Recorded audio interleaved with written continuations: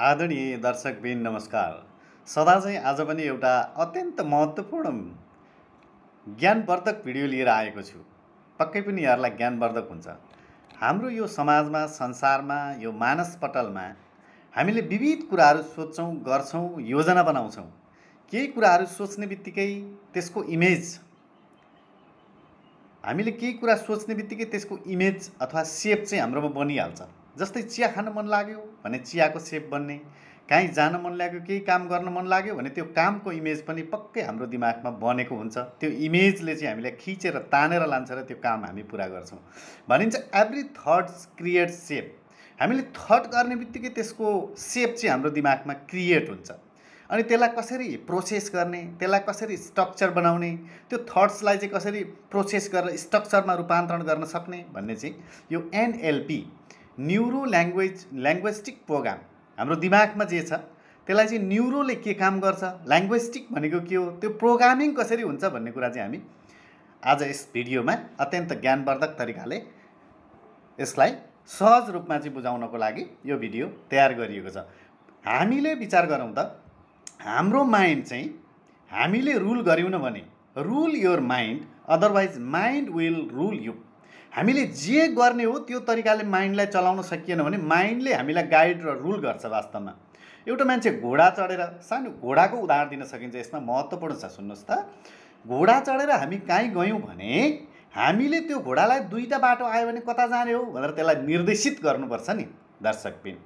त्यस्तै हामीले त्यो घोडालाई निर्देशित गरिएन र त्यत्तिकै छोडियो भने उसको खुसीमा हिँड्छ घोडा। यही भन्न खोजेको, हामीले हाम्रो माइन्डलाई रुल गर्नुपर्छ। हामीले रुल गर्यौँ न भने माइन्डले हामीलाई रुल गर्छ। त्यो घोडाले जता लग्यो उतै जानुपर्ने स्थिति आउँछ। अब न्युरो भनेको के हो त? न्युरोभित्र के पर्छ त? न्युरोभित्र के पर्छ, ल्याङ्ग्वेस्टिकभित्र के पर्छ, अनि त्यसलाई प्रोग्रामिङ कसरी गर्ने र सक्सेस एचिभ गर्ने भन्ने कुरा चाहिँ यसमा दिएको छ। हेर्नुहोस् त, न्युरोभित्र चाहिँ हाम्रो सेन्स, थटहरू, हाम्रो सेन्सेसहरू, हाम्रो थट डिसिजनहरू चाहिँ हाम्रो न्युरोभित्र पर्दो रहेछ, त्यहाँबाट क्रिएट हुँदो रहेछ।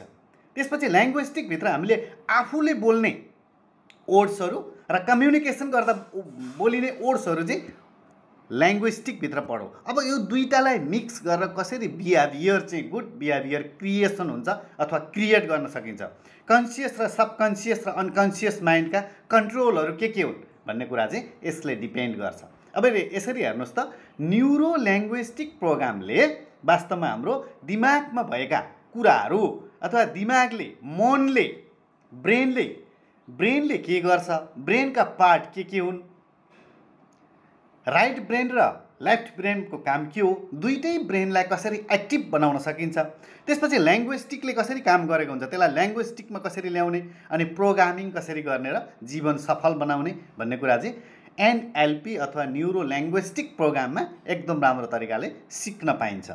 वास्तवमा हामीलाई युनिभर्स हाम्रो दिमागमै दिएको छ।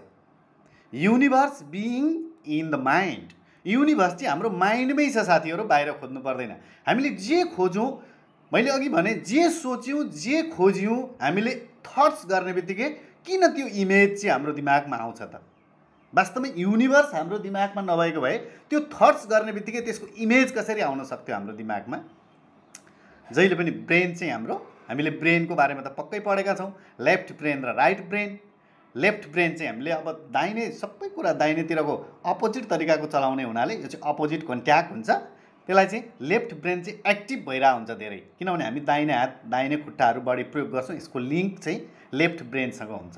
त्यसरी नै अब राइट ब्रेनलाई पनि हामीले एक्टिभ बनाउनको लागि हामीले काम गर्न सक्छौँ। केही कसरी एक्टिभ बनाउन सक्छौँ भन्ने कुरा पनि एनएलपीमा हामी सिक्न सक्छौँ। जस्तै अब देब्रे हातले ब्रस गर्ने, देब्रे हातले अलिकति लेख्ने बानी गर्ने, एक पेज भए पनि लेख्ने बानी गर्ने, त्यसपछि सानातिना कामहरू कति गर्न सकिन्छ यो लेफ्ट साइडको पार्टहरूले हामीले गर्न सिक्यौँ भने यो हाम्रो राइट ब्रेन पनि एक्टिभ गर्न सकिन्छ। यसलाई चाहिँ अब एनएलपीका प्रणेता चाहिँ हामी जोन ग्रिन्डर र रिचार्ड ब्यान्डलरलाई मान्न सक्छौँ। जोन ग्रिन्डर एन्ड रिचार्ड ब्यान्डलरले चाहिँ यसको प्रणेता भनेर हामी मान्न सक्छौँ। साँच्चै एनएलपीले के गर्छ त हामीलाई?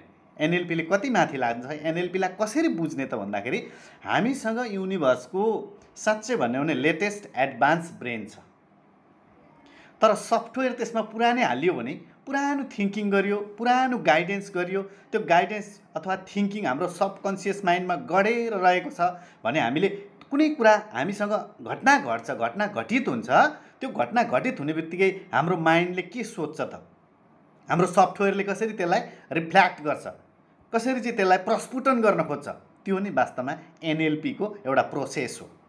पुरानो कुराले अथवा सबकन्सियस माइन्डमा रहेका कुराहरूले कसरी असर गरिरहेको हुन्छ, कसरी चाहिँ त्यसलाई प्रस्फुटन गरिरहेको हुन्छ, कसरी रेस्पोन्स गरिरहेको हुन्छ भनेर नि वास्तवमा एनएलपीले त्यसलाई सुधारात्मक पहिला शिक्षा दिने, यो तरिकाले यस्तो भइरहेछ है भनेर बुझ्नु पर्यो। अब बुझिसके त्यसको फर्म बुझिसकेपछि अनि त्यसलाई कसरी सुधार गर्न सकिन्छ त भन्ने कुरा चाहिँ एनएलपीमा हामीले सिक्न पाउँछौँ। वास्तवमा हामीसँग कन्सियस, सबकन्सियस र अनकन्सियस माइन्ड, ब्रेन र माइन्ड फरक कुरा हो। ब्रेनको त पार्ट दुईटा भयो, लेफ्ट ब्रेन र राइट ब्रेन। माइन्ड भनेको चाहिँ फरक कुरा भयो। माइन्डमा चाहिँ के भयो त भन्दाखेरि तीनटा स्टेप्स। अब योभन्दा माथि सुपर कन्सियस अरू पनि हुन्छ, हुन चाहिँ यसलाई डिभाइड गर्दाखेरि मुख्यतया हामीले कन्सियस माइन्ड 10% हुन्छ हामीसँग। कन्सियस माइन्ड भनेको तत्काल यसले डिसिजन गर्छ, सर्ट टर्म मेमोरी हो यो, यसले क्रिटिकल थिङ्किङ गर्छ। वाट डु यु डु, तत्काल तपाईँ के गर्नुहुन्छ, कसरी डिसाइड गरिहाल्नुहुन्छ कुनै कुरामा, वाट डु यु डु, तत्काल रेस्पोन्स कसरी गर्नुहुन्छ भन्ने कुरा चाहिँ हामीले कन्सियस माइन्डबाट गर्छौँ। यसैले चाहिँ कन्ट्रोल गरेको हुन्छ सबकन्सियस र अनकन्सियस माइन्डलाई पनि यसले गाइड गरेको अथवा रुल गरेको हुन्छ। यो चाहिँ स्लिप गर्छ, यो चाहिँ निदाको बेलामा स्लिप गर्छ, यो एक्टिभ हुँदैन, यो सुतिहाल्छ। त्यसरी नै हामीसँग सबकन्सियस र अनकन्सियस माइन्ड हुन्छ। दुईटा जोड्दाखेरि 90% चाहिँ मुख्य कुरा चाहिँ यहाँ हुन्छ। त्यो भनेको सबकन्सियस माइन्डले हाम्रो बिलिफ, इमोसन, इमेजिनेसन अनि लङ टर्म मेमोरी चाहिँ यसले डेभलप गरिदिएको हुन्छ अथवा यसमा रहेको हुन्छ। यो चाहिँ अलवेज एक्टिभ हुन्छ, यो निदाउँदैन, यो सधैँ एक्टिभ हुन्छ। यसले इमेजिनेसन गर्छ, यो लङ टर्म मेमोरी हो। यसले चाहिँ वाट यु आर भन्ने कुरा गर्छ, what do you do it's conscious mind, what you are तिमी को हो भन्ने कुरो चाहिँ यसले के गर्छ त सबकन्सियस माइन्डले डिसाइड गर्छ। कसरी उसको सबकन्सियस माइन्डमा के रहेको छ, के जमेर रहेको छ, कस्तो योजना बनाउँछ उसले, त्यसलाई कसरी प्रस्फुटन गर्छ, उसको थिङ्किङ के हो, त्यसलाई कसरी गाइडेन्स गरेको हुन्छ, थिङ्किङ पछाडि उसले रेस्पोन्स कसरी गर्छ भन्ने कुरा चाहिँ सबकन्सियस माइन्डमा रहेको हुन्छ दर्शकबिन। त्यसरी नै हामीसँग अनकन्सियस माइन्ड पनि हुन्छ। अनकन्सियस माइन्ड भनेको हामी निदाउँछौँ नि, निदाएपछि हाम्रो मुटु चलिरहेको हुन्छ, नाडीको धड्कनहरू चलिरहेको हुन्छ, जुन जुन पार्टहरू चल्नुपर्ने हो सधैँभरि ती पार्टहरू चलिरहेको हुन्छ, त्यो चाहिँ हाम्रो unconscious mind. Involuntary the organs of the body पनि भन्छौँ हामी यसलाई। यो चाहिँ अलवेज एक्टिभ हुन्छ, यो एक्टिभ भएन भने जीवन सिद्धिन्छ। त्यसरी नै अब वास्तवमा हाम्रो दिमागको ढक्कन, हाम्रो दिमागमा विभिन्न किसिमका थट्सहरू आउँछन्, त्यसको सेप बनाउँछ भनेर हामीले भन्यौँ। त्यो इभेन्ट घटना त घटित हुन्छ, पहिला कुनै घटना घटित हुन्छ अथवा अनि त्यसपछि दिमागमा विचार आउँछ, सोचाइ आउँछ। कुनै घटना पश्चात विचारमा सोचाइ आउँछ, सानो होस् वा ठुलो होस्, जीवन उपयोगी होस् वा अनुपयोगी होस्, त्यो हुन्छ नै। त्यो भइसकेपछि हाम्रो दिमागले त्यसलाई कसरी रेस्पोन्स गर्यो भन्ने कुरा हो। मुख्य कुरा रेस्पोन्समा छ। Response is very important. कसरी तपाईँले रेस्पोन्स गर्नुभयो, त्यो रेस्पोन्सले तपाईँको जीवनमा तपाईँ को हो र तपाईँको हाइट के छ, तपाईँको उचाइ के छ जीवनको भन्ने कुरो चाहिँ रेस्पोन्सले तय गर्छ वास्तवमा। त्यसपछि मात्रै मान्छेबाट आउटपुट निक्लिन्छ। त्यो आउटपुट भनेको संसार हो।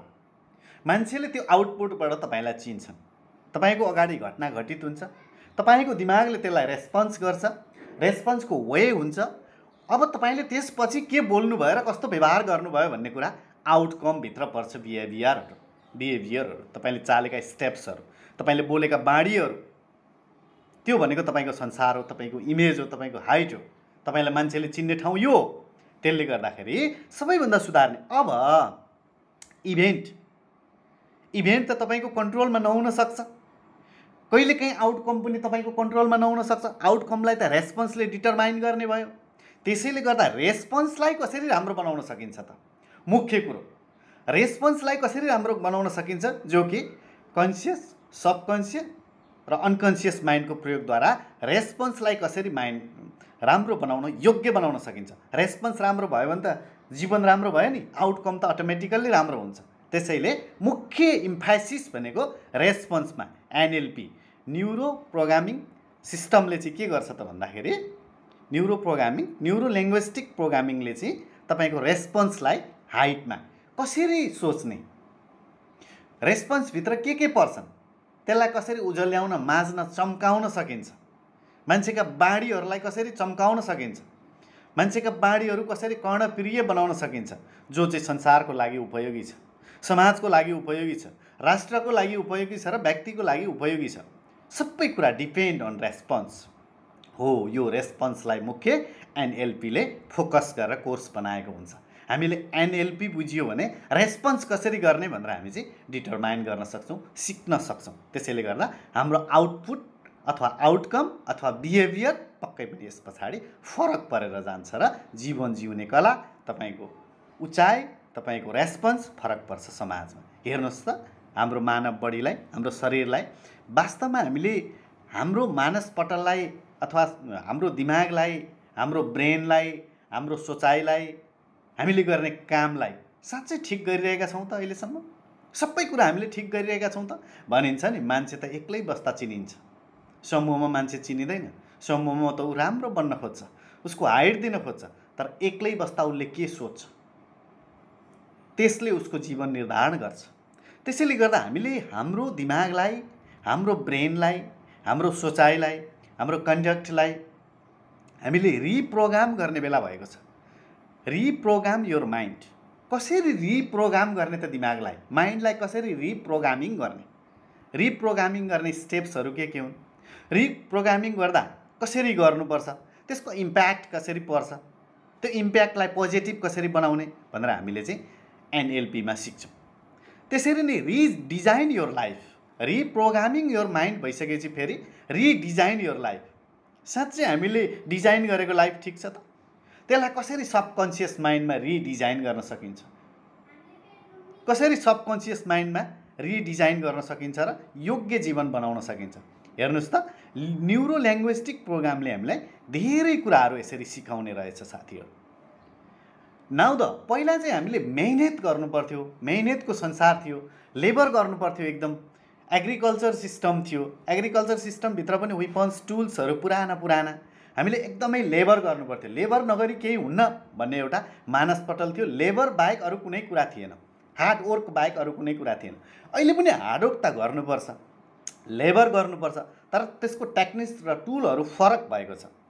अहिलेको एज भनेको इन्फर्मेसनको एज हो, इनोभेसनको एज हो, क्रिएसनको एज हो, कम्युनिकेसनको एज हो। त्यसले गर्दा यी सबै कुराहरूलाई दिमागमा राखेर हामीसँग हामीले बोलीचाली गर्ने शब्द कतिवटा होलान् टोटलमा हामीले जानेका, अब त्यसलाई बढाएर त्यसको रेसियोमा त्यसलाई बढाएर लगियो भने इन्फर्मेसनको दुनियाँमा अगाडि बढ्न सकिन्छ, इनोभेसन गर्न सकिन्छ, क्रिएसन गर्न सकिन्छ। त्यो नै तपाईँले हाइट पाउनु हो जो एनएलपीमा सिक्न सकिन्छ। त्यसरी नै अब एनएलपीले हामीलाई धेरै कुरा सिकाउँछ। न्युरो लिङ्ग्विस्टिक प्रोग्रामिङभित्र यी कुराहरू बाहेक अन्य धेरै कुराहरू सिक्न सकिन्छ जो मुख्य डिपेन्ड चाहिँ रेस्पोन्ससँग छ। तपाईँले रेस्पोन्स राम्रो गरिदिनु भयो भने जुनसुकै कुरा भने तपाईँप्रति आकर्षित हुन्छ, तपाईँलाई समाजले, राष्ट्रले, व्यक्तिले पत्याउँछ, तपाईँको हाइट बढ्छ।